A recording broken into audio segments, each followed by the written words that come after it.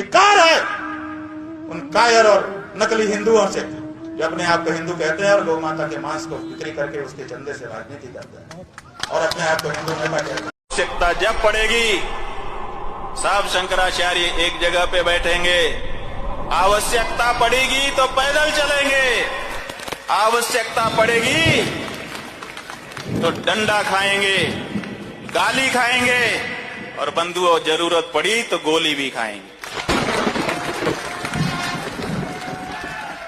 और बल्कि गोली खाने में हमको ज्यादा खुशी होगी। आप कहेंगे क्यों? क्योंकि डंडे में वो बात नहीं है जो गोली में है, क्योंकि गोली में गो शब्द विद्यमान है।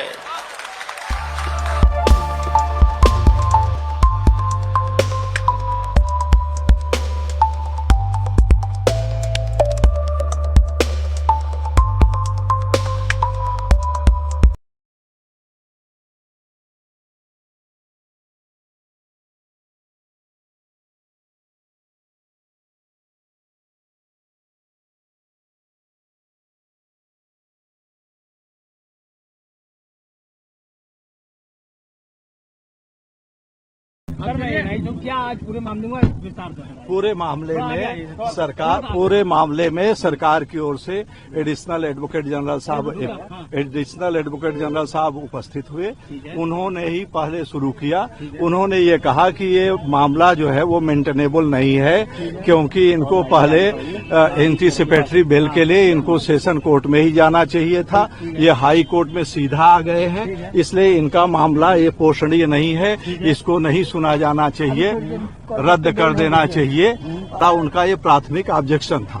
उस पर हम लोगों ने कई जजमेंट दिए कि कोर्ट ने ये कहा है कि अगर जो है इससे स्पेशल सर्कमस्टांसेज है तो सीधे हाई कोर्ट में जा सकते हैं। और स्पेशल सर्कमस्टांसेज में हमने एक ये बताया कि जो जज साहब हैं जो ये मामला देख रहे हैं उनकी दो भूमिका है।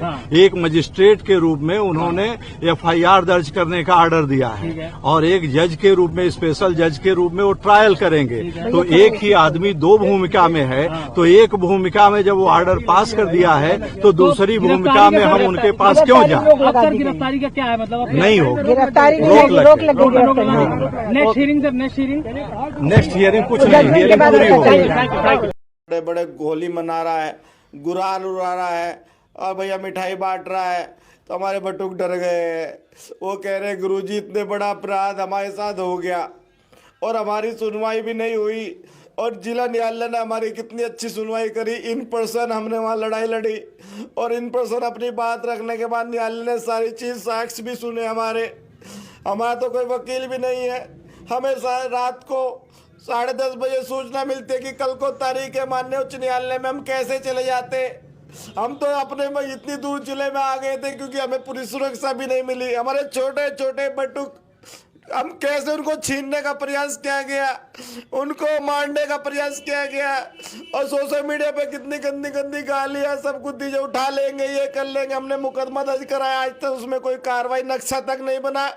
और उधर अभी मुक्तेश्वर एक फर्जी मुकदमा लिखवाता है कि मेरे वकील को धमकी मिली, तुरंत रातों रात मुकदमा, तुरंत गिरफ्तारी उस धमकी देने वालों की। एक तरफ हमारे साथ इतना बड़ा अपराध हुआ छोटे छोटे बटुक के साथ, हमें न्याय नहीं मिला। न्यायालय ने भी ये नहीं देखा कि जो व्यक्ति 9% लड़ रहा है नीचे उसको सुना जाना चाहिए। और हम कैसे चले जाए? एक पक्ष से रिजर्व कर लिया, हमारी बिना सुनवाई रिजर्व कर लिया। हमारा पक्ष तो जानना था ना, हम अपना लिखित में अपना एविडेंस तो देने थे ना वहां पर। हम कालनेमी राक्षसों के सामने नहीं लड़ सकते। इनके पास वकील भी है, पैसा भी है, नेता भी है। कल महाराज जी अब कोर्ट में सुनवाई है, कल क्या कहेंगे? कल उसको लेकर देखिए, सुनवाई है तो उसके लिए वकील हैं, वो वहाँ पर हम लोगों का जो पक्ष है, सत्य का पक्ष, न्याय का पक्ष, वो रखेंगे। एक आखिरी सवाल ये है कि जो पीड़ित बच्चे हैं उसमें से एक ने कहा कि काशी के जोशीमठ, तो क्या जोशीमठ काशी में कोई ऐसा है? तो ऐसा है कि बच्चे जो आज तक में जो बयान प्रसारित हुआ है उसी के बारे में आप बोल रहे हैं ना, तो अभी हमको दिखाया गया। तो वो बच्चे बेचारे, पहली बात तो ये है कि जितना सिखाया पढ़ा गया है उतना बोल रहे हैं, उतना ही सिखाया पड़ा। उनको क्या पता कि कौन सी चीज कहाँ है, आप लोग तो पकड़ लिए। दूसरी बात यह है कि वो बच्चे वही हैं ये कौन वेरीफाई करेगा? आज तक ने शपथ पत्र पूर्वक कहाँ घोषणा की कि हम उन्हीं बच्चों को पेश कर रहे हैं?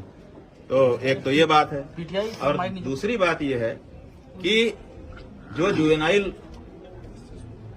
बोर्ड है और जो पॉक्सो एक्ट है अपने यहाँ पास है पहले से, वो पॉक्सो एक्ट कहता है कि जो माइनर हैं, नाबालिग हैं, जिनके साथ अत्याचार अनाचार हुआ है, पीड़ित हैं जो, उनकी पहचान को किसी भी दशा में बाहर नहीं किया जाएगा। तो अब सवाल ये है, ना तो उनका नाम बताया जाएगा, ना तो उनकी उम्र बताई जाएगी, ना तो उनका गांव, ना तो उनके परिवार के लोगों का नाम, ये सब नहीं बताया जाएगा। तो अब सवाल ये है कि आज तक को किसने बताया कि ये हैं पीड़ित? किसी ने बताया होगा। और ये प्रोसीडिंग पूरी क्लोज रहती है, या तो न्यायालय को पता होता है, या तो पुलिस को पता होता है, या तो शिकायतकर्ता को पता होता है, या तो बच्चों को पता होता है। ठीक है, 4 हैं इसमें पक्ष। तो अब बताइए, न्यायालय ने बता दिया आज तक को, कि पुलिस ने बता दिया आज तक को कि ये बच्चे हैं, कि शिकायतकर्ता ने बता दिया कि ये बच्चे हैं, कि बच्चे स्वयं वहां पहुंच गए कि आज तक में हम आए हैं। पहले वो कहते थे कि हमको बचाने वाला कोई नहीं है, और अब वो जानते हैं कि आज तक हमको बचा देगा, हम आज तक के पास पहुंच जाएं।